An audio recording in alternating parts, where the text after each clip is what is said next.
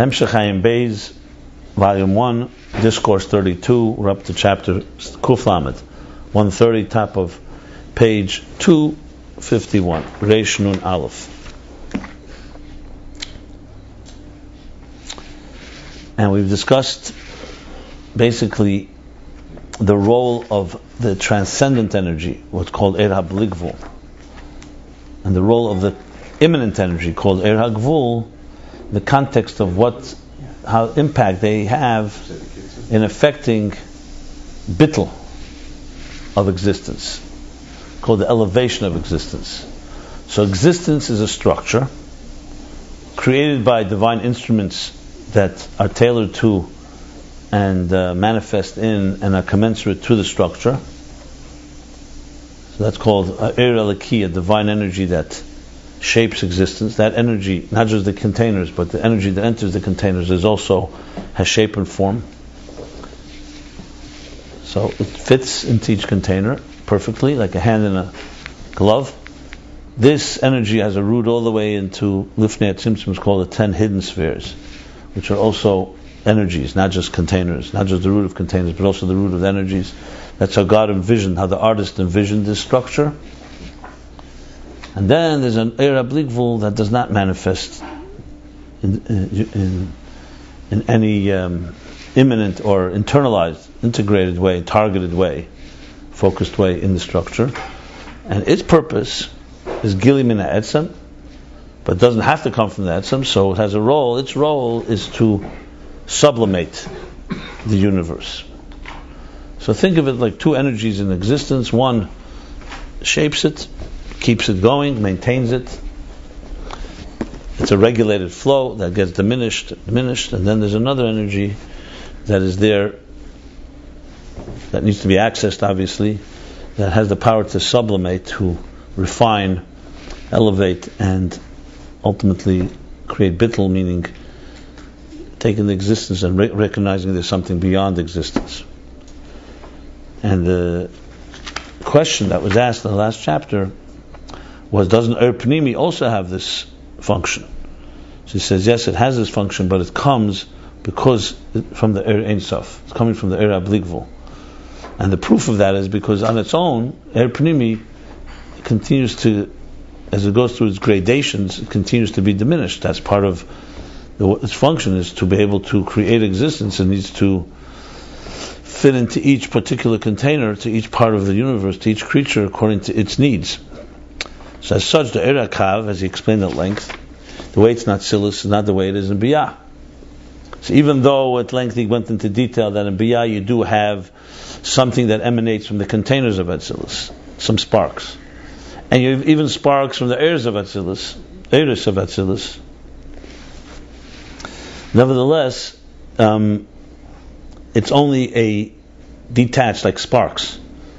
So clearly, the levels lower than Atzilus do not get the intensity in the regular flow of things as it is in Atzilus. And then he brought the medrash that by Matan Torah, that's why the Chiddush of Matan Torah. Before Matan Torah, there was a split between heaven and earth, between matter and spirit, you can say. And after Matan Torah, there was a Chiddush, something happened that pierced through the curtain, and that pierced through the layers, the veils, and a surge of obligable type of energy that elevated existence to another place. But literally that, without Matan Torah, take away Matan Torah, or before Matan Torah, you have a regular flow where every level is compartmentalized and does not have the ability of true bittul in that sense of the word. So that's what he said so far, which is basically, in other words, so the Er HaGvul does affect bittul, but it's only with the power of the Er HaBligvul, because on its own it doesn't have that intensity, so to speak. It would be like you say, En Katega Nasa Seneger, basically meaning someone that is the prosecutor does not become the defense. The thing that shapes existence cannot be the thing that unshapes it. Meaning the thing that created existence and crafted it in detail cannot on its own be a force that causes that piece of existence to elevate back to the source.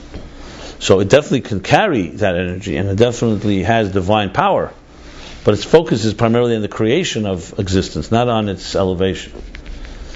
But he doesn't go into detail of what to the extent. We'll obviously learn that later, because where exactly do they meet? How does the Er Primi carry the bittul of the Er Makiv? That would be, a very important, critical question, because there's no question that they converge in some way. But it's basically essentially a power from the Er HaBli that is infusing the Er Gvul with that ability. If it didn't do it that way, it would destroy existence, because you can't have the Er HaBli just coming and disrupting the whole system. So clearly it has to flow through the pipes, but it's not coming from the energy of the pipes, it's coming from the energy beyond the pipes, so to speak, beyond the 10 spheres. That's essentially the Nakuda here. An example for it would be, I use this example, it's a strong example, but take a Kedes Yitzchak. Classic question is asked, how could Hashem have asked Avram to bind and kill his son? Ostensibly, you read it, it sounds very very radical, very fundamentalist. That basically is blindly listening to God that says, go take your only son and kill him. Okay, so there's a lot of questions asked about it. Obviously we say, our God is not their God, so this God could not have asked for something. The end of the story clearly indicates there was never the intention to him to kill him. It was the intention to see whether he was ready to do so. But why would somebody be tested? How was he sure beyond the shadow of a doubt? He wasn't sure. That was actually God that was talking to him. Maybe he was hallucinating. I would say Avram Avinu at the age. The answer is very simple. The answer is. I heard your question. Yeah. If you told me that God tells you that to kill your son, I would tell you you're hallucinating, or worse. But Avram Avinu, you have to remember, had a relationship with God now for years and years and years. As a man at age 3, he was meditating about God. So he knew God very well. He knew what was God and what was not God. He had already rejected idols a long time ago. I would trust. It would be like me by the Rebbe. If the Rebbe I trust has a relationship with God, he'll know when it's a hallucination and it's not. Avram was not a child at the time. You need more than shlila to listen to. Avram was 137 years old then. Right? So you're talking about a serious relationship with Eibishter. So I don't have that. I don't have that question. I agree with you. If it was the first thing you ever heard from God, it was the 10th Messiah. Now it's not that he knew that his son. But let me tell you what I want to say. So there's a lot of explanations given. Not the question about why God would ask for such a thing. We can explain. As I said, the intention clearly was not that. The question of why such a radical test? Why ask a father to offer his son? It's like the worst possible thing. Losing a child in general is the worst possible. That you should not, do it in the name, and it's documented, and we invoke it every day. Rosh Hashanah, look what we did for you, ready to kill our son. It becomes like a southern Yiddishkeit. Akeda, you say it every day. It's a Secher HaAkeda. It's a fundamental principle. So, there are different explanations. I researched all the different explanations. The best one, I never found directly, but from Chassidus, the one that at least resonates with me most. I'm not saying the others are not good explanations, but it's very much connected to what we're learning here. And I think with Chassidus you can fully understand it. When you look at the pasuk, it says, as it says, "Bincha chidcha asher ahavta." So, in other words, he's rubbing it in big time. Your son, your only one with Sarah, the one you love, and that's the one. He says it more than once. And then you have the details where Yitzchak says to Avram, I see that we're going to this. I see an altar. I see a knife. I see everything. But where's the korban? And that's pretty. When you read it, it's quite awesome. In Rosh Hashanah, we read it in that somber tone. It's unbelievable. And Okad, of course, is a big word. Binding of Yitzchak. So the way I would explain it, and I've done this, and I've said this to very secular audiences, and it works. So I know that it resonates. In that sense, is every father has natural love to his son. That's clear, which is beautiful. It's nothing wrong with that. We're biologically wired that way. But there's also another side to it. It means is it a human love? Of course, it's a human love, and therefore it's subject to all human frailties. Which means if the father is somewhat distorted and he decides this is what is love for his son, and really is not love for his son, that's what he'll do. We see this all the time. Parents sometimes don't understand their child, or they sometimes try to fit the child into another child's needs, and they end up hurting their child in the name of what? They call it love, but it's your human love. Human beings make mistakes, and any healthy parent will say it will be the first to acknowledge. It's true, I'm not perfect. What Hashem wanted was to infuse a human love with a divine love. His intention was not to kill. His intention was, why do you love your son? You love him because he's your biological extension, or do you love him because I gave him to you, and he's a child, a gift that God gave you? And had never challenged this point, then we would have had a story. Let's say a Kedah never happened. So Avram would have continued loving his son. They would have passed away, and that would have been it. Here, forever you remember that here's a father who was ready to give up his human. And what he got in return was that not only the human, but now the human was infused with the divine. So there's no way that Avram is loving his son simply only as a biological son. Clearly, it's connected with God's blessing, which is of course an ultimate Nisayan, because no one should ever be tested that way. We're tested in many ways, but here he's testing the strongest point in you, my biological love for my son. But Avram was on that level. I don't know if I'm making myself clear here, but the reason I bring it up here is... Wife, please. Huh? The first one who said, take my wife, please. No, but the reason I'm bringing it up here is because I think it's extremely relevant to the Jewish story. What he's saying here is that Gvul creates, and Gvul can be beautiful, but if you want to infuse your love for your child with Bli Gvul, you need something far higher. And the way you have to sometimes give up something, or at least be ready to give up, in order to bring in a higher level. Had Avram not, so I'm using it as an example because essentially, the love of a child would be like the Gvul energy, and bringing the Bli Gvul infuses it with something that's beyond what humans can come up on their own. Because the most you can love your child is the most a human being can love, and now God gave him the gift. You can love him far bigger than that. You can love him with a love that is divine and will last, which explains also why whenever we invoke, we say that the Afresh Shal Yitzchak Tzaber Tachas HaMizbeach. Now we remember this because what are we remembering? We're not remembering that he didn't kill him. We remember that a human being was ready to say to God, I'm ready to not do it because of me, but because of you. And then the love for the child is infused with that. And that maybe is why we're still here. Because fathers loving children, maybe not enough to keep 4,000 years going. You need something deeper than that. And it just came to me when I was reviewing this Pirush here. Anyway, so now we concluded the last chapter. Basically, so that's Matan Torah, that comes from... So the regular Gili of Atzilus and Biyah would be a measured one. Like it says, Ha'ara was the words he uses here. That there would not be a... okay. And that's Chachma Toizla Chacham Yeser Masara Shlitim. So the three governors in the city, the three so-called administrators, they maintain the city. But the wisdom, which is from Bina and lower than Atzilus, that radiates in Biyah. The 10. No? You said the 10, no? I said 3? The 10. The 10 Shlitim, yeah. The 10 administrators, they govern Biyah. But if you want a Gili of the Chachma Toyez L'Chacham, the higher level Chachma of Atzilus, which brings down the Bittul, that has to come from a higher level, what he calls Milagav Ir Shema. That's like Das, that goes all the way to Primis HaKesser. That's Yaakov and Moshe, that we learned earlier, that pierce the curtain, as opposed to Lavan, who wants to create the split. So he connected to that as well.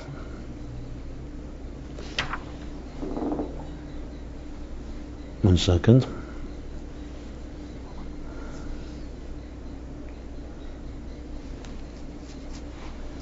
So hot here. Can you lower the heat a second? It's very hot.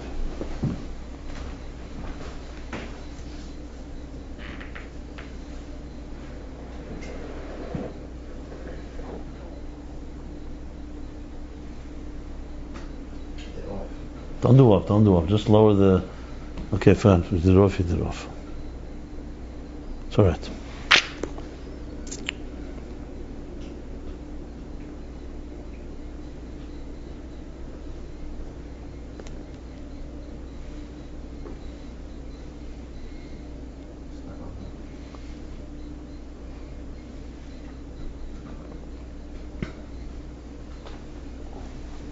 Not going off?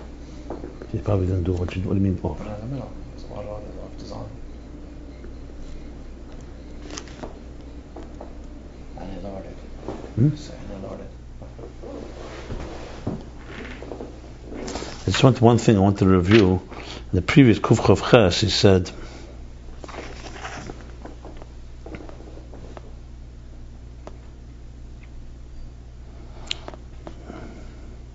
that there's two types of ayin. There's the bittul of the Nevroim, that's only that they don't understand godliness, that's the ayin. And then there's the bittul of ayin amiti, from the yesh amiti, that's the true ayin. What I'm wondering is,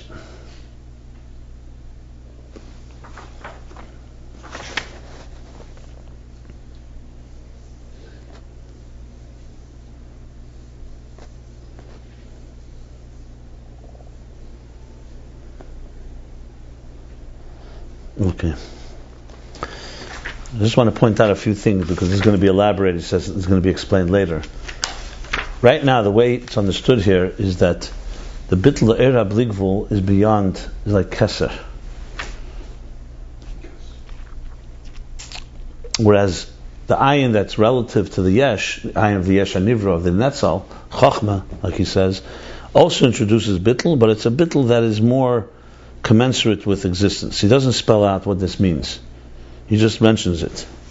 What we know now is that any bittul that comes into the world comes from the Eir Ein Sof. But we're ultimately going to learn that the Eir Pnimi also becomes a tool. Chochma is an Eir Pnimi that also brings bittul into the world. But for right now, because I see setting up the stage here for all these different factors. So in general, you can say Eir HaGvul creates and Eir HaBligvul elevates or sublimates. When you go deeper, you're going to find that also in the Eir HaGvul, like we just said, Chochma is higher than Bina of Atzilus.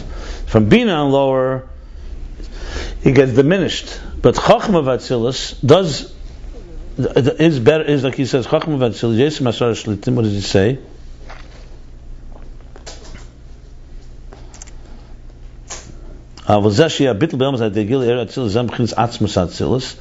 And that's Chachma Toizel Chachma. So it's Chachma or higher than Chachma. Chachma is also part of the Eir Pnimi. So clearly he's going to speak later how Chachma is an interface between Gvul and Bligvul. I'm just pointing this out because it's very clear here. He's addressing all these levels. So in general, you get the idea. General Kesser is the Bittul, the 10 spheres create the Gvul. But remember earlier we also learned that in Kesser you have also 3 levels. And the lowest level of Kesser is already relating to the Pnimi. In other words, the Eir Gvul, the finite, originates in the Bligvul energy. So though he's not spelling it out here, but clearly it's all connected to that. So it's not just 2 exclusive energies. One creates and one elevates. But even the transcendent energy has in it, what's the word I want to say? Fragments of, or like glimpses of, sparks of the Gvul. As it descends, we learn the 3 interpretations in Keser. So, and on the other hand, even the Gvul, like when you get to Chachma, you already have a portal into Bligvul. So again, he didn't spell this out right now, but when you take the whole flow, it's clearly going in that direction, which of course creates a far deeper interface. But to understand it well, we have to we have to simply think of it as 2 energies, and then we'll talk about how they mesh. So think of it this way: the Eir HaGvul going through the pipes, the Eir HaBligvul is outside of the pipes, but there is a place where the opening of the pipe connects to the Eir HaBligvul that energizes it. You follow what I'm saying? So in the general sense of it, we just look at it as 2, but when you get closer to where they meet, that's when it gets, there's an interface within the interface. When they said aura, when you go from one world to the next to that's aura, is there also an interface there, or does it not exist at that point? Is it a different system? There are interfaces everywhere. Even with the aura. Look, use this physical example. You ever see a circuit? A closed circuit. Right? Microprocessor. Right? Open up your computer. What's going on when you switch on the switch? Thousands of things are happening. One switch is one little connection is off, the whole thing goes. So that's even in Gashmis, and Ruchni is even more so. You need, every place has interfaces. And the interfaces are the key to existence. I mean, in our own personal lives, how many interfaces are right now in your body at work when you're breathing, or you're drinking some water? How many different so-called canals, not canals. What was the word I wanted? Not filters. Valves, right? Valves, regulators that regulate the flow. It's an unlimited amount. So the same thing, say the Ishtalshus. The thing is, Chassidus talks about the main junctures, and then you could apply that to other levels. Like the parsa between Atzilus and Briyah is a big one. The Tzimtzum Arishin, of course, is the biggest of them all. Then you have from how the unconscious Chachmas Temal goes into Chachma. Understand? So you have all over the place. We're learning about all these different type of where Keiches stop and Levushim begin, garments. Then there's the parsa, as I said, the curtains. So. But when you say aura, it seems like it's like a reflector. But why are you saying this? So when a teacher. We learned yesterday about aura. But there are thousands of levels of aura. Means a reflection. How many levels of reflection are there possible? There's an infinite amount of reflections possible. Here, the sun is shining now. You can look at the sun. You can reflect it in a mirror. You can reflect a mirror in a mirror infinite times, and you have infinite levels of reflections. So that's how you have to look at it. A teacher is teaching.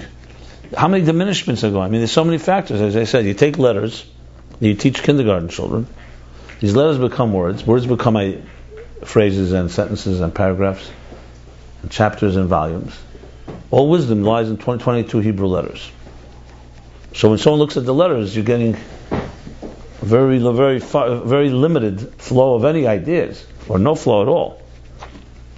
And then how many levels are there? That's how you have to look at it. You can't simplify this process.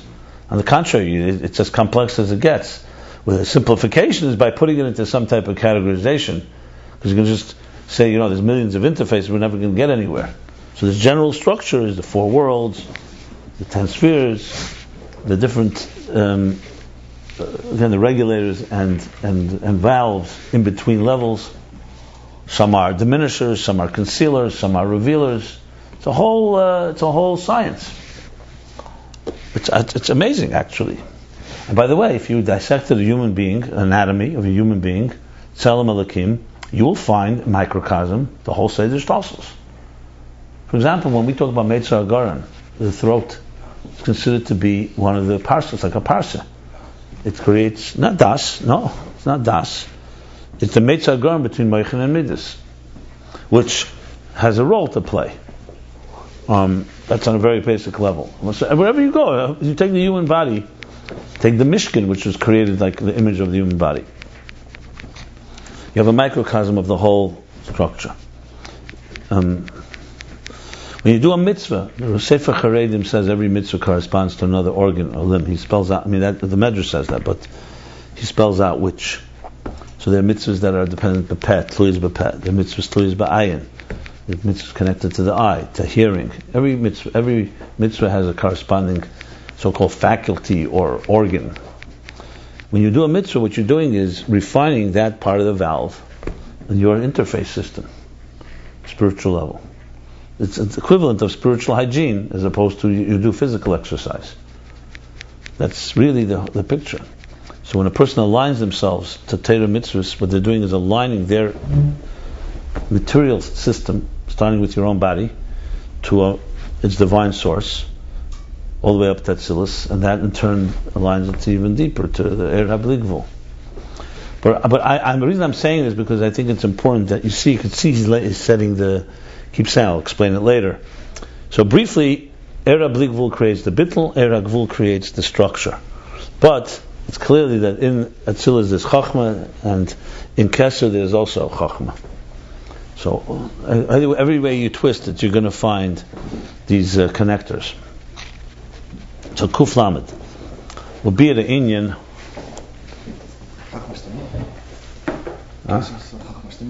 There is a level of Chachmas Tema in Keser, but there's a level higher than Chachmas Tema, and there's even higher. Now the beauty is one of the Chidushim of Ayin Beis that he keeps emphasizing is that the Er HaBligvul envisioned the Er HaGvul. That's a key line.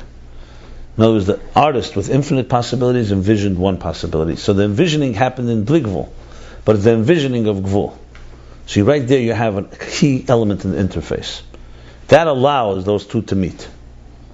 That's like the ultimate real answer of how real Gul and Gul meet. Do we say they separated out 10 of the possibilities? 10 what? Do we say he separated out 10 of the possibilities? But that you need a tzimtzum for it to become manifest. Just to be Messiah. So he said, but that was not spheres yet. It's only Messiah. Yes, but he didn't introduce anything new into the mix. Well, the mere fact that he was able to envision 10 spheres is very new. I mean, by new, I mean new. Yes, it's a specific. Yeah, it's a new dimension. It's a new, like he says, Gilil Atzmei. Before it wasn't even Gilil Atzmei. There's a state where that's possible, but it's not revealed. Then becomes that he's, like he says, he knows what he wants, type of thing. So it's like spelled out, so to speak. Like once an architect writes it down in a blueprint, it's already a level that's beyond his imagination. Still not the creation. I don't know if that's an exact example because there's no blueprint before the Tzimtzum, but relatively speaking, it's some type of. In other words, in the core Eirei Ein Sof, which was complete pshittus, there is room now for this concept. But to pick these out, he must have gone much deeper too. Well, we talked about this. Obviously, I mean, to pick what out? To pick the 10? Yeah. The keich, the power to limit a flow is deeper than the power to let the flow go. So, it has its own power. There's two different things. But he said it's not gilui, so, but it's not. The power of choice. I would not use that word at all. No. Choice is everywhere. God chooses everything. So, whatever you choose, He chooses bleak wool too. He chooses that there should be period. We said Eir doesn't have to be. So has not. Okay. Of course, even that's what he said. Eir Blik Veloster has to have a reason because why was it there? I wouldn't use choice. Choice is not a good example. I would use. You can say Rotzen. You could say. Before it was called Ein Sof. Now it's called Rotzen. So, so it's starting to get some type of get there, some category. It's all basically for us something. It's basically, think of it like placeholders or handles for us to hold on to Elikus. God doesn't need it. It's for us to be able to hold on to it. So these different handles in different stages. So you have a handle, you can talk, we can talk. We can't really understand it, but we can say, just like in my mind, there was a moment where I didn't even know you existed, or I didn't recognize your existence. And then in my mind rose, you know what? This may be a person I want to be a friend with. I'm just giving you an example. So you already have, in the most subtle place, something has arisen. Obviously with Elikus, it's all kavyachol and you can't, but it's an example that you can relate to in a very deep place within you has arisen the desire for a particular relationship. Let's call it esospheres. So it didn't just pop out. God said, you know what? Put 10 spheres and that's it. You can trace it all the way into the core divine energy. That's the key. There's a way to enter there because God cares in a sense. He wanted it and cared for it. But that too is of course a manifestation by desire, and it's not atzmus, but still we get atzmus in it because atzmus wanted it. So there must be something of atzmus if he wants it. Now it could have all been an atzmus level and nothing would have ever happened. At least we would not be around to talk about it. Whatever would be going on would be going on. We are right now sitting and talking about it. And we're able to climb this ladder, and that's exactly what Nesava Kadosh Baruch Hu is. That's what God. He wanted us to be here, people who can be busy with other things, completely self-absorbed, and to talk about God. He likes us to talk about Him. We don't really know why, because He doesn't need us. He doesn't need the publicity, because He created publicity. So why would He need the publicity? But I guess the ultimate truth of emes is when a world like ours can recognize emes. There's nothing deeper than that. Does He need it? He doesn't need it, but it's an element of emes. The ultimate truth. Now you can say God, who says even truth is an attribute. It's true. Truth is also a creation, so to speak. But however you twist it, there's something real there in that level. We have the ability to talk about a higher reality, even though we live in a lower reality that is very limited and very inferior or mortal or whatever you want to call it. And so it's the ultimate thing that every poet and dreamer and thinker always wanted.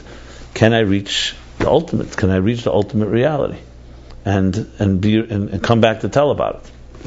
I should add. That's how we started describing Ayin Beis, right? Reaching the infinite and coming back to tell about it. So we're here to talk about it. I know you're almost gone. I know that. You're like... No, I'm just thinking about it. I would like to get you a gift, a picture of from your viewpoint when you stood at the Rebbe, from where you were sat, exactly that picture. I wonder if there exists one. I'd love to get it for you. It'd be so nice for you. I think just to be able to see from your eyes, so we took a picture right next to you. You know, what exists? There probably are in the videos for sure, because I stood right across and I see sometimes. I have a picture of me. Every week, you know. There's only one real place where I really had a conversation with the Rebbe was by Kosher Bracha. I brought a few musicians, so I shared with the Rebbe that who they are, and it's like someone quoted a photograph of me and the Rebbe like having a conversation, and an artist made a rendering of it. I have it in my office. It's a very nice picture, very nice. It's an interesting picture, like eye contact. But yeah, well, I don't know why you're thinking about that now, but. Like I couldn't figure out why Hashem made the world, so I had to think about why I made it. Okay, chapter Kuf Lamed. Now I'm giving these introductions because it's critical to understand where we're going now. Because now begins a long discussion of the difference between the Ovis and Matan Torah. But if you think of it in the context, it's beautiful. We learned so much about the Ovis and Matan Torah, right? How it was before Matan Torah, the Ovis, Matan Torah. Just translate. If you want to translate into relevant terms, think Ovis, Er HaGvul, Matan Torah, Er HaBli Gvul. So the Ovis prepared the ground, they prepared the pipes of existence, the energy that created existence, to be able to ultimately receive an energy that's beyond existence. That's essentially what he's going to be saying now at length. He's going to discuss at length now the Ovis and Matan Torah in the context of what I said. That's why I remind myself about Avram. Because Avram, the Akedah, he was bringing Bli Gvul into Gvul. That's what he was doing. Because people say, listen, God created us as parents, love your children, you're flawed. And God is a different domain. Yom Kippur, when you daven, you'll talk to God. When you talk to your children, the children are, like he says, Oretz Hashemayim Shemayim LaHashem. Heavens are in heaven. The Oretz Nasum Bnei Adam. Let me love my child. And what are you asking me to, or bring my child as an offering? God said, no, I want the Bli Gvul in the Gvul. I want it in your system. I want you to infuse your Gvul with Bli Gvul. Only Jews did that, and that's why we're here today. Because we were able to, even though we're mortals, but the nation survived because we never said, let the Bli Gvul be there and the Gvul here, and then we would die. Gvul dies. He brought the Bli Gvul into this world. And we committed. I don't want to be a mashing, but... First of all, they're not the same. The Rebbe says that they are, generally you can say they come from there, but even Yichus, they don't even have this concept. It's not like they trace. After Yishmael, the son of Avram, they don't even talk about like Yaakov and Shvatim and Derach. They don't have that. Huh? I just told you, but they have no lineage. It's general they come from there. But they don't talk about a lineage. We talk about lineage. You can trace. People have Jacobson to go all the way. Kohanim. We go not only after Yishmael. We have one more generation from the Torah. You're not going to find the Quran that says, okay, now he gave birth to him, he gave birth, and Muhammad is the 90th generation from this one, and they don't have that concept. So it's more than it's like a Kain B'min, not Kain B'ish. If you want to. So it's a nation, but not a family. Right. Look, and we know also Edom comes from Esav. Right, and because Sancherev Bilbo Salem, the Jews are the only ones that retained. I mean, that's why even everyone. Why do people write? Why don't they say what you're saying? Everybody survived because the Jews survived as a nation with a very unique unity, with a very unique lineage. That's the chiddush of Jews. Not that we're alive. That if we were all alive and didn't know we were Jewish. It wouldn't necessarily. Remember, it's not Islam. Islam and Arabs are not the same thing. There are Arabs that are not Muslims. There are Muslims that are not Arabs. By the Jews, it doesn't work that way. There's no such thing as a Jew. Being a Jew genetically and being a Jew Torah-wise is the same thing. It doesn't mean everyone lives up to it, but I mean, It's a whole different. Look, no one on earth did not have grandparents. Everybody that's on earth came from somewhere. So everybody is survived. But no one survived as a nature or a race, a nation or a race or a culture or a religion, whatever you want to call it. That could only be possible. It wasn't, and the miracle of it is twofold. It's not a miracle, pure miracle. It's because Avram, it was a commitment made. The miracle is that they made the commitment, and that God obviously made the covenant with them that it would work, the bris. But that's the chiddush. Had Yishmael done that with his children and grandchildren, and you'd have a different type of world altogether. Remember, Yishmael and Esau were rebellious. They didn't want to do this. One of the things they didn't want was to continue this type of lineage of Avram Avinu. They were not committed to that. So they have elements of what Avram taught them, and it would always be part of their so-called genes. That's why by Matan Torah he goes back to Bnei Yishmael, Bnei Esau. It says even in front, who did he go to? Who even knew who the Bnei Yishmael and Bnei Esau were? But God knew. But they weren't any longer defined as such. They weren't like, we were the Bnei Yishmael, Bnei Esau. But today you could say, overall there's a world that is Bnei Yishmael. But the Rebbe has a heart about this. That the lineages in general, you can't say Mitzrayim are the grandchildren of the Egyptians. They themselves don't say that. They definitely migrated. It's not a direct lineage from the time of Pare. And the Far East statements have made these statements also. Now the Arabs, before they were. The question is what kept them together. Look, the Chinese, definitely an ancient civilization. They have ancient roots. People live there. Again, we're not talking about living people alive. Obviously, there's no one alive that doesn't have a lineage. No one just popped out of nowhere. The question is what did they retain of their lineage? Like the culture of the old ancient Greeks doesn't exist. The culture of the ancient Romans doesn't exist. There's almost nothing that exists from those days except some literature, art, and ideas. No one takes away. Aristotle still affects thinking today. But there's no Aristotelian lineage. There's no Aristotelian children or grandchildren. There's no doctrine that was passed on. I'm talking about on a national level. Not individual chachamim. Shakespeare is Shakespeare, but Shakespeare did not create a movement. No movement was created. The Torah is the key because the Torah is a mandate, is a doctrine. The question is whether the doctrine would hold. You could have a doctrine. You have also the code of Hammurabi, and you have all kinds of stuff that they don't have a necessary culture following it. Here you have a doctrine and a people that embrace the doctrine. That's the big chiddush, how that happened and maintained and did not get assimilated. Definitely has two elements. There's what humans did. The Jews were always committed. V'shanamtim levanecha, yigadta levincha. It was like Pesach. Every Yom Tov was children. And then the Americans came and killed them all. That could have also happened to us. There's the Mayan civilization. I mean, studies have been made. I'm not saying something new. There's civilizations, unbelievable civilizations with great wisdom, and then they just disappeared. So either they physically disappeared because of whatever war or natural disease or natural disasters, which didn't happen to the Jews. That's one thing. That clearly is a divine thing, because that can't control. We could have all been in Israel during Beis Sheni, and everybody could have been killed. That's it. It would be over with. It didn't happen. We were dispersed. And the second half is, once we were here physically, there was a doctrine the Jews were passionate and obsessive to pass on. And that clearly is what also maintains. It's not just, as I said, because if we didn't have that part, we may be here physically, but we wouldn't identify ourselves. Like, look at the Ethiopians. They may have originated from Jews. I have no problem with saying that. You have in Mexico, I hear in the India and Far East, you have these communities that have very close rituals that are very Jewish. The problem is, if all Jews were at that level, it became so diluted, it no longer is recognizable as Jewish. Tajikistan, Afghanistan, all these things.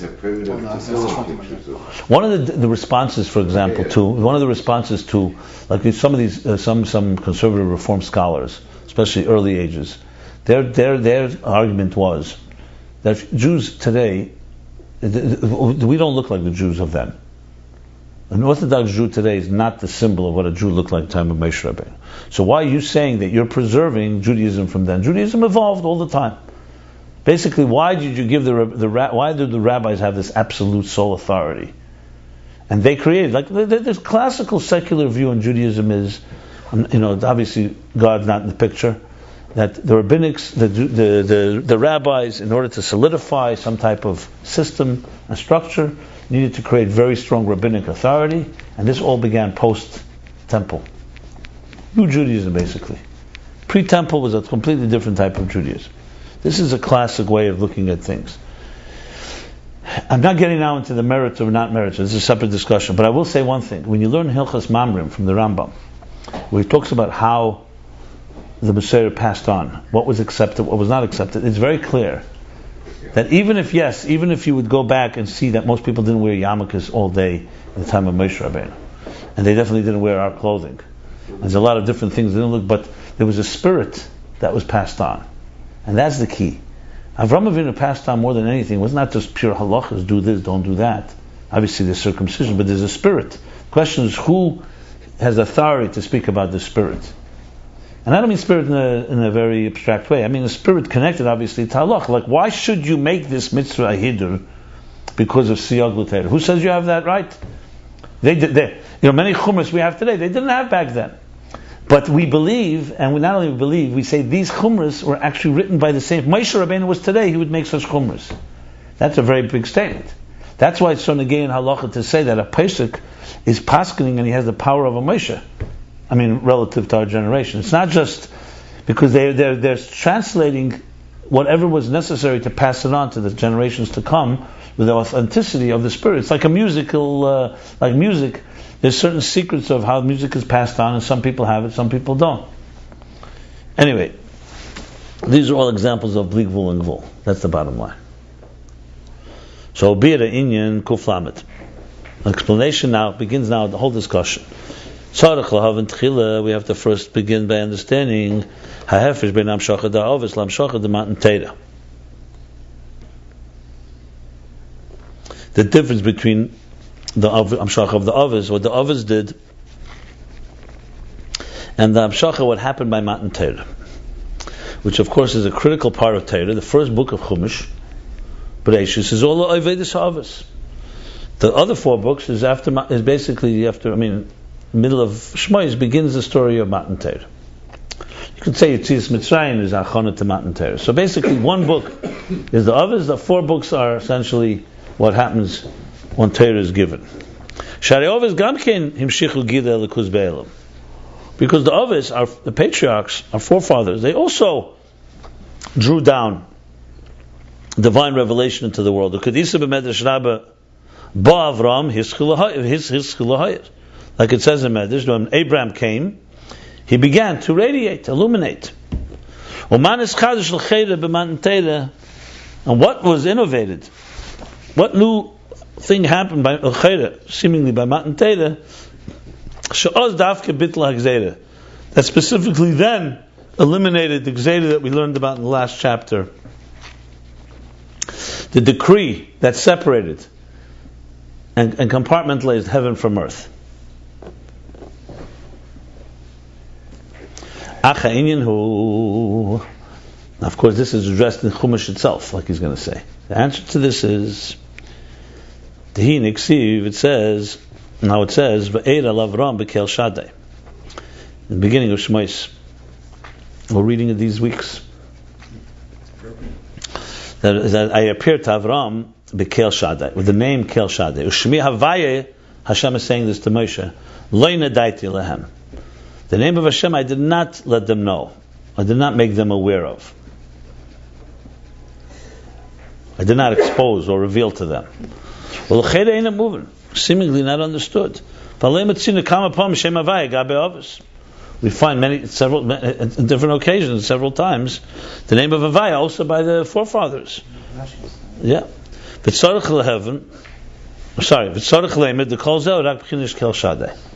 Based on this pasuk, you have to say that all those Havayas are Kel Shaddai, or else he would say, what do you mean Ve'era beKel Shaddai?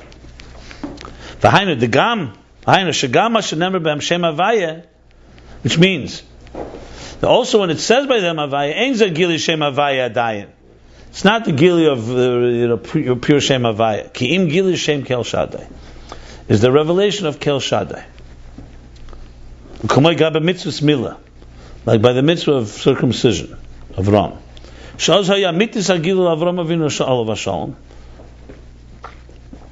Then there was a true revelation to Avraham Avinu. Nemar ani kel shadei hisalach lefanai. It says ani, which name? Kel shadei, walk before you. Before me, rather. So basically the answer is clearly that if he says Shmi Havaya, I didn't appear in the name of Havaya, means that any Havaya that was there was a lower level that is really included in Kel Shaddai. That's what he's saying. So we have to understand, what is this Shem Shaddai? Some say Shakai, they don't want to say Shaddai. You could say Shaddai. So now it was going to become a long discussion, what is the name Shaddai? Huh? You're saying you could say. Yeah. Some say Shakai for some reason. I don't know. Zakelakim, Kale, we say Kale, Shaddai, it's Vokis.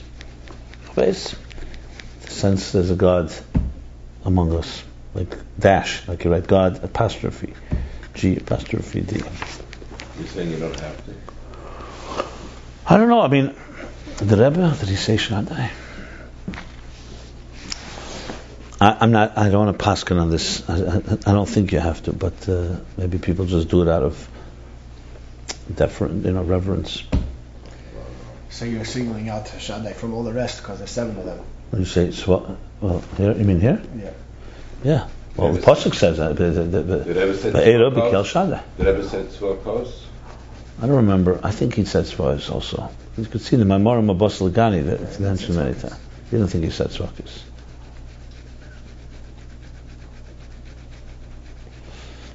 I don't think there's a problem at all. Tzvakos means, it's not a. I mean, we say Shalom. Yud Kei Vav Kei. Shalom, but we won't say in the mikveh, for example. I think there's a point that whoever's working was careful about that. The other said it's okay to Tzivos Hashem. Well, Tzivos Hashem, for sure we say Tzivos Hashem. That's it. Maybe, I don't know the history. Anyway, so now he's going to ask, so since the pasuk designates that God says that I revealed with Kel Shaddai, so the question is, what is this Shaddai? In other words, by knowing what Shaddai is, will reveal to us a lot about these two levels. Because clearly, the Gili Hagvul, Gili Habligvul, or like he puts Ovis Hamatan Teireh in the pasuk, is captured as the difference between Kel Shaddai and Havaya. That's very clear. Kumar Hashem says to Moshe. So understanding now the name Shaddai is critical to understand what is this. That the Ovid drew down that Matan Teireh was greater than that. We can't understand why the Eibush would use the name Havaya if he meant if he in actualization revealed himself as a shadow. We will learn that. The answer is going to be there's a Havaya Dilatata, there's a lower Havaya, there's a higher Havaya. And one could be he's operating as a Havaya, but he's not giving him a Gili of Havaya. It's two different things. That's fair too, yeah? Yeah. You can say that. That's essentially what he's saying in different words.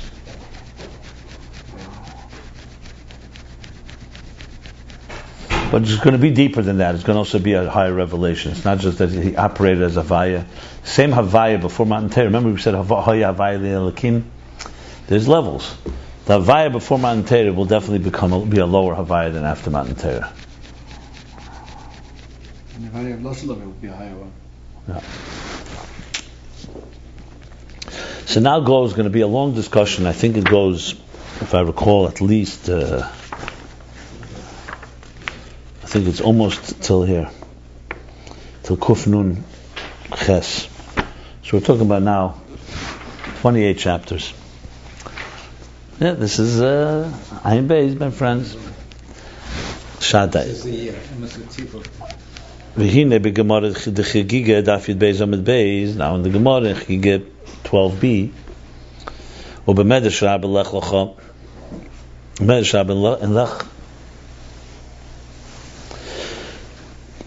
Parshim Amvov, chapter 46, Isa, it says, Ani Kel Shaddai, Ani Hu Shamarti Le'ilami Dai. What does Ani Kel Shaddai mean? We just read by the Bris, the Salach Lefanai. Anihu, I am the one, the Shamarti, that said, Le'ilami, to my world, die, enough. That's the Medrash. Shelule shamarti. No, it continues. Shaluli, because had I not said shamarti dai, adata hoya nimtachim, they would have melted, stretched stretching from the side of my mother. Use the shem shanda. Okay, so he not said the word die, which is like die, enough. Adli die, dayenu. He not said die.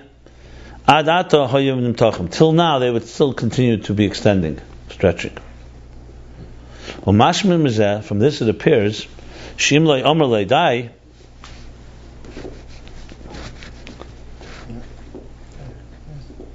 or Imlei Omerlei Lomi Dai, you could say, because Omerlei Lomi Dai, Hayelim Nimshach Bli Hagbala Klal. Existence, the world would have continued without any limit at all. It's not understood. How could a yesh nivra, a defined, limited yesh existence, go on forever, be in a state of bli gvul? In other words, had God not said die, a yesh would have continued forever. Because the yesh nivra is not some type of incidental thing that we happen to be limited or defined. We are fundamentally limited creatures and structures.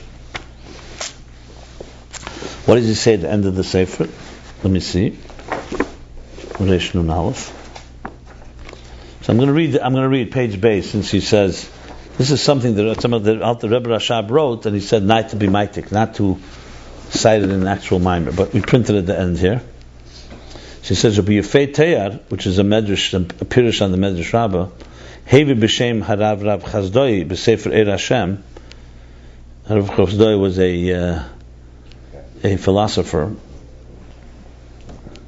He also wrote a commentary on Mer Nevuchim, the Rambam.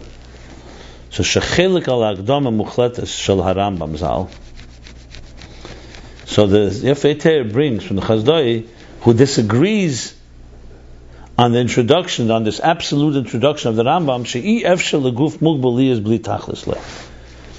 Okay, he's bringing basically a disagreement among Jewish philosophers. The Rambam says, in absolute terms, in his Hakdama, I think, to Mer Nevuchim, or not in Hakdama to Mer Nevuchim, one of his axioms, Torah axioms, is that it's impossible for a guf mugbal, for a defined body, an entity, liyas bli tachlis le, to be endless. It's impossible. Rav Chazdoi, he says, argues with the Rambam, which really means what he just said here in the question of the Maimer here is, how could a yesh go bli gvul? So Rav Chazdoi would argue and say, maybe it could go bli gvul. The Rambam's so-called absolute statement, axiom, that gvul cannot bli gvul, Rav Chazdoi disagrees. And this is what the Rebbe Rashab writes. V'lo yayanti b'sefer anal, I did not look into that sefer, meaning the sefer of Rav Chazdoi. What he writes about this, what he says about this. In other words, without looking, the Rebbe Rashab doesn't want to comment on it. But then he adds, but you can say Shemavayazeh Baharuchni Shebegashmi. Then maybe Rabbi Chazdoi is talking about the Ruchni Shebegashmi, not the Geshem, a physical thing like a tree or an animal or anything. Clearly, he would agree. This is Rabbi Rashab's so-called reconciliation, somewhat. That's something Gashmi. He would agree with the Rambam that it's impossible for it to be infinite. But the Ruchni Shebegashmi, the Bechelke Hanafshi Shebay, in the so-called the spirit within existence, let's say the life force of, let's say, an animal or something. But the Etzem HaChemer, the actual raw material, matter, nira, it appears that the Hakdama of the Rambam, meaning the Rambam's axiom, is ha'anocha muchletes, is an absolute axiomatic principle. Meaning it won't stop after Shital V'Shnim? Not talking about Shital V'Shnim now, because that's another story. Shital V'Shnim we're going to learn is that God wants, He can make, obviously God can infuse the world with a bli gvul power, but on its own it doesn't have it. Here the question is, why does He have to say die? The answer, of course, is going to be because of Elikus. Elikus can make Gvul bli Gvul. That's going to be the answer. So he has to say die. Not because the table on its own is going to just have power. Because divine power, Eira bli Gvul is really Eira bli Gvul. That's ultimately the answer. I don't want to jump the gun because you may not say it right here, but in the bigger picture. But bottom line is, the Medrash, he's asking the question. We're still at the question now. Let's not go to the answer. So the question is based on a principle. Gvul on its own cannot go forever, cannot extend forever. So why do you need this to say die? That's basically saying Eichel Chalivs. Now, in what we just read at the back is that even what Rabbi Chazdai says, he says apparently he's not talking about the Geshem, Chomer. He's talking about the Nefesh. Like for example, animals give birth to the next generation of animals. So the life force continues. So I'm just giving my own. I'm not saying he says that, but spirit, in other words, you can't apply. Actually, I wouldn't use that example because that would not be good. He's basically saying the Chomer for sure is the Rambam's principle applies. Maybe Rabbi Chazdai is talking is the spirit, but he said he didn't look inside, so he didn't want to say it definitively. You would think Chazdai would. But I would trust that Rabbi Rashab not looking inside is probably pretty good. You think that the Chazdai would realize that he's talking about one thing and the Rambam's talking about another? That's why you need to look inside to see. And it could be they don't. Rabbi Chazdai is saying that the Rambam's statement, absolute statement, is not absolute because the Nefesh is not that way. That's a legitimate qualification. But it's always like that. Like you could say that. Yeah, they're talking about two different things. Yeah. It would be good if someone wants to look inside the Eir Hashem. We have the Sefer today, and see actually what it says there, and see if you could fit this in there. If it fits, great. But Tzarech Leimer, we have to say Shezeu Kamei Shekosa B'Sefer Shalbeinu Chelik Beis Perek Gimel.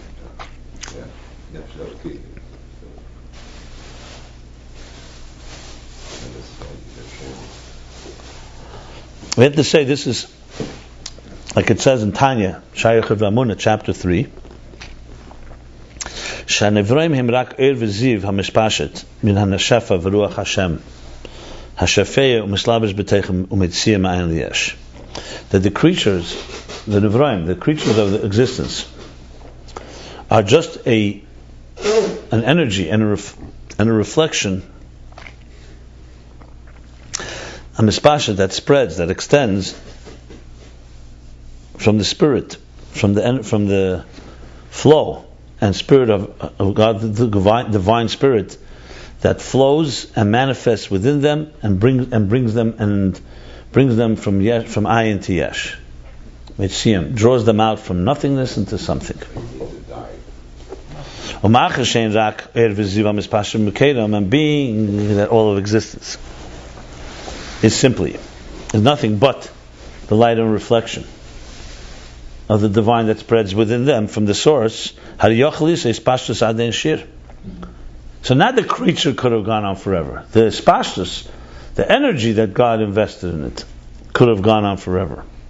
Could have been extended in shir. And then the actually taka would not be a yesh, which answers the question the other way around. In other words, without that they wouldn't die. Yeah. No, saying so. And then, but in truth, there would not be a yesh. So two things he's saying here. Number one, that we're talking about the energy flow. It would continue on and on. That's good. So God had to say die. But then, taka, they wouldn't have become a yesh because there was nothing to stop the flow. All it would be was divine flow of energy. What makes the yesh is the stopping, is what he's saying. So what Rabbi Chazdai would say would be about this ruah. That's what he's saying. The spirit, the nafshius. Or maybe he's not talking about this nafshius. I'm not sure. Ayin who, and the Inyan in this is Kamesha Kosov Sham Perik Dalek. It says there in Shayach V'Amuna chapter 4. Be Inyan Hashvochim Hagodol V'Agibur. The praises that we praise and describe God. We say Hagodol Hagibur, the great one, the powerful one. The Isavus from B'chinas HaChesed, that the Isavus, the bringing into existence into being, comes from Chesed. Like it says, Kiyamati, like as I said, Eilam Chesed Yibona.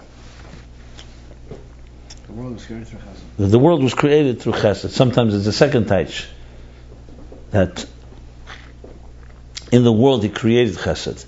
But here's the world he created through chesed. The midas ha-chesed who is pashtus ha-chayis b'chol ha-ilmus. What does this mean? Because chesed, in essence, chesed, kindness, love, if you really break it down to its pure nature, is essentially giving, a flow. With gvura being, like Gibor is going to soon say, gvura stops the flow, withholds, chesed restrains or withholds. So ava or chesed is a forward flow. It's an outward flow.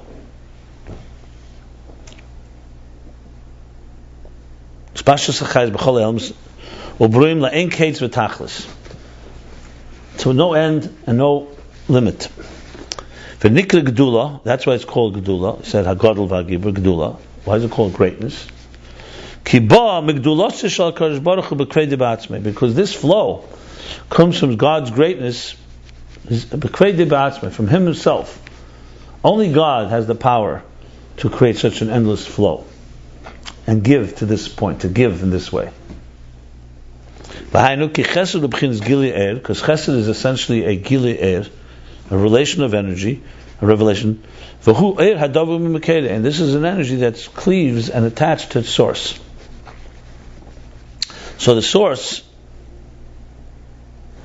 essentially has the power to continue to flow, and air is its instrument of flow, its agent of flowing.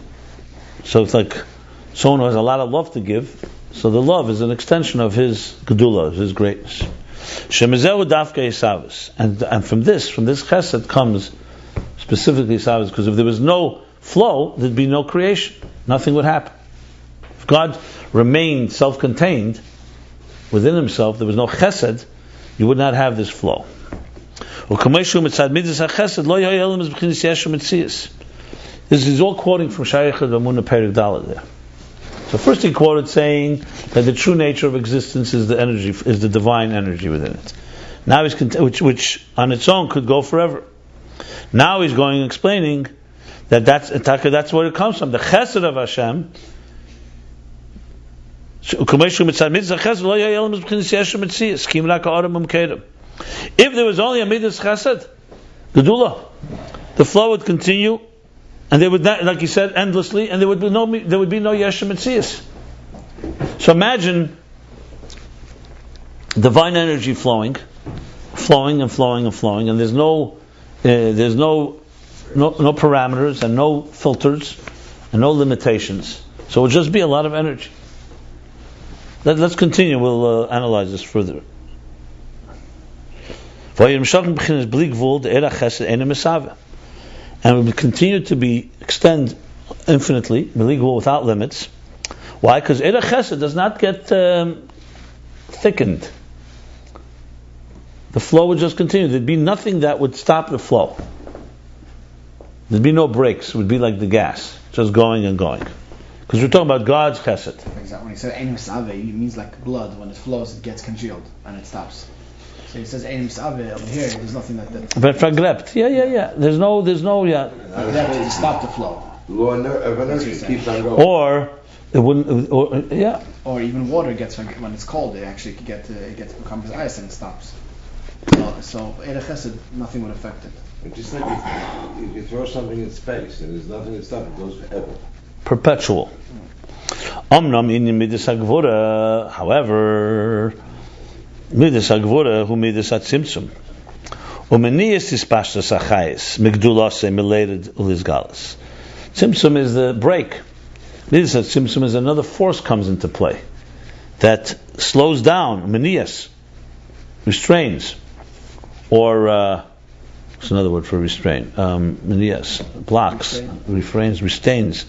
The ispashtas hachayis is the extension of this energy flow. Migdulase from the gedula, from its greatness, milated ulizgalas, it stops it from descending and being revealed. Look, in the human body you have this.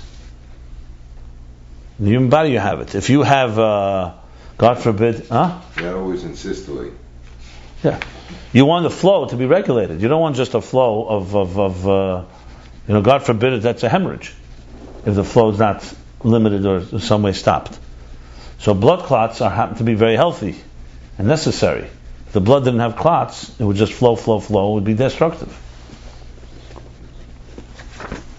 So that's what Gvura does. So it's like an exact counterforce. So of course you could ask the question, can God create a chesed that does stop? Well, first of all, that's Gvura. That's what we call Gvura. That's number one. But more importantly, he wants it to be understood. We're not talking about God can do anything. Of course, he can create chesed and make the chesed, bli gvul and not gvul, and gvul all at once. But then again, you're back to a no relationship. You have no way to talk about it. Just say God is doing anything he wants to do. Okay. This is all from the Shaykh Ramuna. So, Chayed Megdulas related is Gal's Begili Kim Behester Panim. So this Gevura refrains or restrains the flow from descending and being revealed in a revealed way. Kiim only it appears there, but Behester Panim. Face is concealed, the energy is concealed. Uki'ilu Gufanivru Davar B'fnei Atzmei, and it makes it appear as if the Gufanivru that we're seeing now is a separate entity. So really, it's divine energy. And on its own would flow, and it would never become a yesh. Because, meaning two things would happen. It wouldn't become a yesh, and also it would never be able to sense itself as being a yesh. Gevura comes and slows the flow down, restrains the flow, and conceals the flow, so now the Nivra can emerge and say, here I am. Think of it like an ocean that has no boundaries. It would just wash over everything, and then it wouldn't allow anything to emerge. Gevura says to the ocean, Ad kan, die. Stop here. So then, once the ocean stops, the things that were once submerged can begin to emerge and sense themselves as an independent entity, even though that's also divine energy. Both the Gevura is divine energy, and the divine energy, however, the divine energy to withhold the flow. So when God says with the pail, with the story with Rabbi Zusha and Rabbi Elimelech, that he can't make a bracha because there's the pail there in the cell, so he tells him the same guy that said you make a bracha said that when there's a pail you don't make a bracha. So it's also godliness, except it's a godliness that's not revealed, it's a godliness that's concealed. Like the Friedrich Rebbe, when he was in prison, he said, he asked him, do you know where you are? You know, like he was behaving in a way that was not cooperative with the authorities. He says, yes, I know where I am. I'm in a place that's potter from the mezuzah. So the Rebbe explains what was the meaning. He wanted to bring Elokus there too, even in a shtal, even in a stable. So that's also a description. And even though in truth this object, this yesh, is not a separate entity, because it is coming from divine energy, well,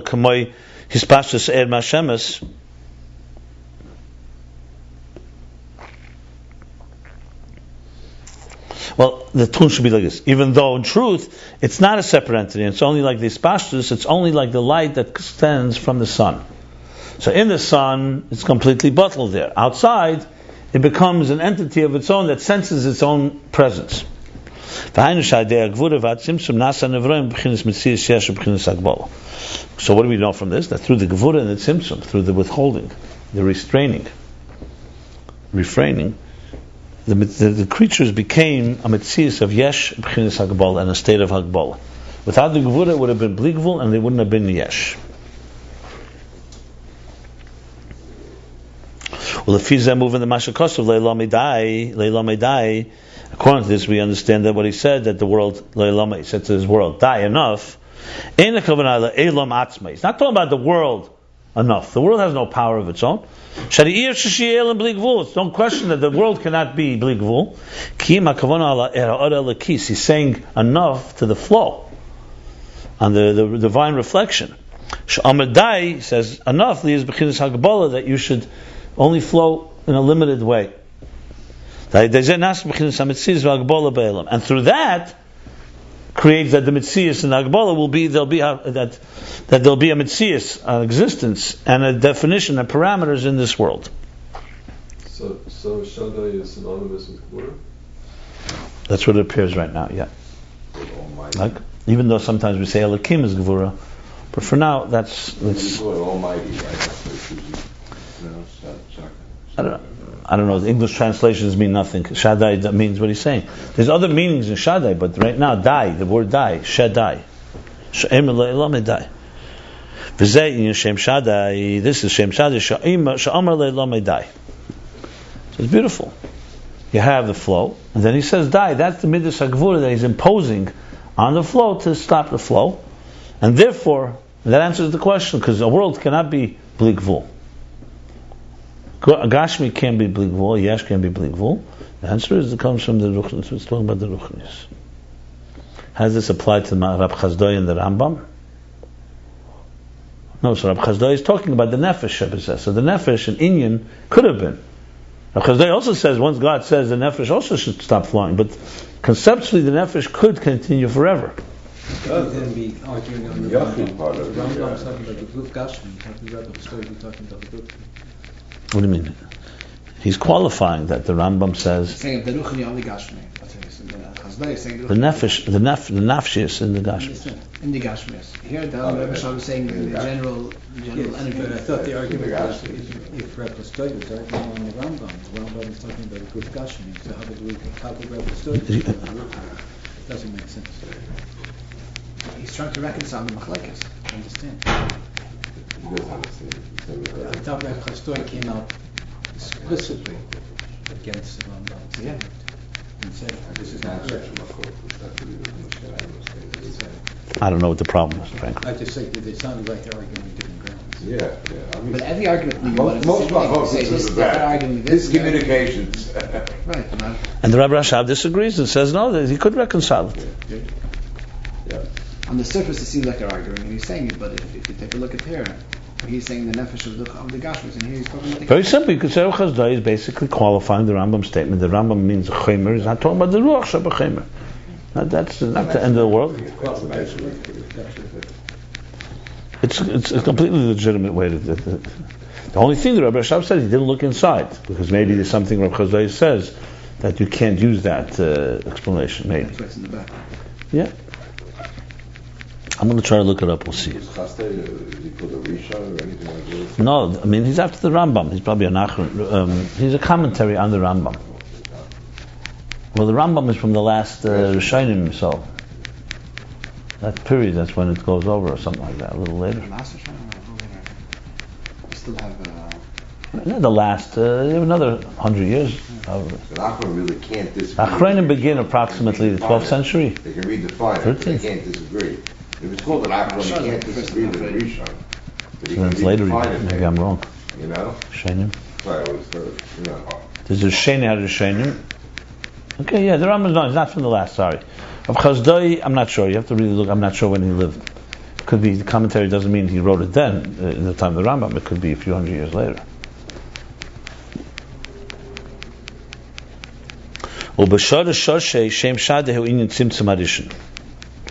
And the root of roots, the Shem Shadeh, that is the Tzimtzum Adishon, is the first Tzimtzum.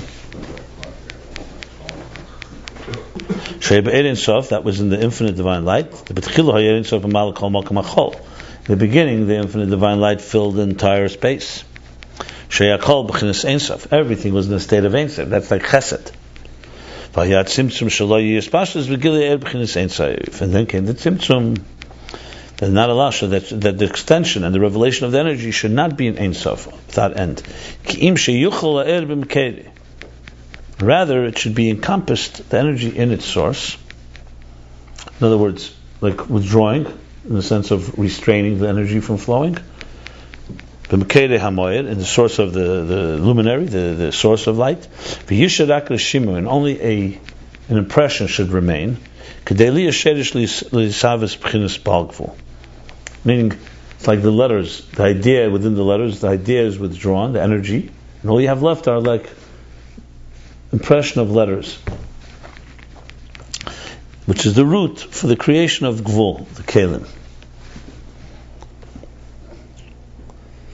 Okay, that's in its root of roots. He's speaking Shaddai in all levels now.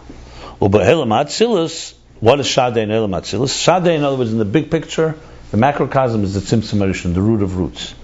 In Elam Atzilas, hu inyan mir ta'er, the diminishment of energy, v'ribui hakelim, and the abundance of containers, shezeu ikar hatikun, which is the primary description, the primary anatomy of the world of tikkun. In Tayu Kuneda, as it's known, in the world of Tayu, of chaos preceding tikkun, the energy was in abundance and the containers were diminished. And they could not tolerate, they could not contain the energy, and that's why they shattered. But tikkun is the opposite. In other words, there's more gevura. So there's more tzimtzum. So the air is more diminished, not that overwhelming. And the containers are more abundant, so it's more mature. A kelim b'srachvus. And the kelim are more expanded, more expansive. Uberibu yischalkus kelim rabim le'erechot. And there's a multitude, a diversity of a breakdown of the many containers for one energy. So you really can contain it all. And through that they remain intact. They are sustainable. So he says, this is the meaning of Shem Shadei Natzila. Like I said before with the body. Imagine the flow of the soul had no regulators, no gauges, no what we called before, valves. It would just flow. It's not a healthy human being. That's Tayu. It's uncontrolled, undisciplined, untamed energies. You need it for it to be manifest in containers. You need to have the Shem Shadei, that in order for them to allow. So everything we learned earlier about Er Panimi is Shem Shadei is the regulator, basically. It regulates the energy to flow into each particular container the way it should flow. And the container should be in expanded containers. That they should receive the energy, and limit it, and conceal it. Then that way they can benefit from the energy. This is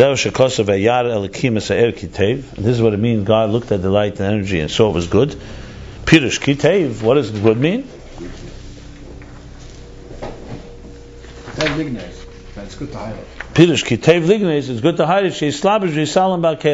That's what the Medrash says. It's funny, Yom Sheni doesn't say Kitov, and that's when there's that's when real Gevura, because there's only limitation. Yeah. So lignes, to conceal that it should be able to manifest and conceal in the containers. Like we spoke earlier, containers are revealers as they conceal.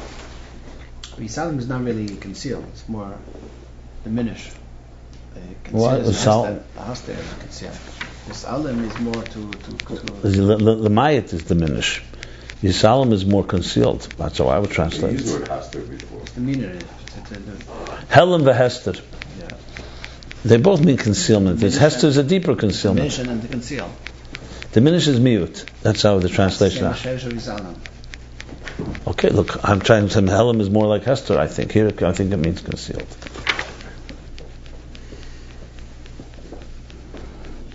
Well, listen, diminished makes things concealed, and concealed is a form of diminishment, so. This is the meaning of the word tikkun. Elma tikkun. Tikkun comes from the word lavush. As we learned before, tikkun was like ornaments. That you masakin something, it's like you adorn it. Yeah, that was said, gever simlasisha. That what means lo yilbish? So the Targum says lo yistakin. So tikkun is a form of garment, which is a form of concealment, like we learned before. The Ayin tikkun shakelim yalbishu esaer. So it's like dressing up. Tikkun is that the containers should dress up. Yalbishu, they should enclose the energy. Shadei halbasha sa'er v'helome b'kelim. That through the enclothing, the dressing up of the energy, v'helome b'kelim, I would say again concealment. And it's like, maybe confinement may be the best word. The confinement in the containers. Then you can have it, you can benefit from it. Interesting word, glenis, meaning glenis is hana, joy, but he means enjoy, but he means benefit. Questions whether we should stop here. Let me read a few more lines because I think I'll stop 3 lines from now. Va'avis zochel b'chinas hatikun, and the Avis, the patriarchs, they merited to the level of Tikkun. Ad Avram hayishnei alofim tayu. The Gemara says, Shitafishin, there were 6,000 years. The first 2,000 were tayu, chaos. Be'isa the have a koren lei b'shemus nuchrayin, and it says that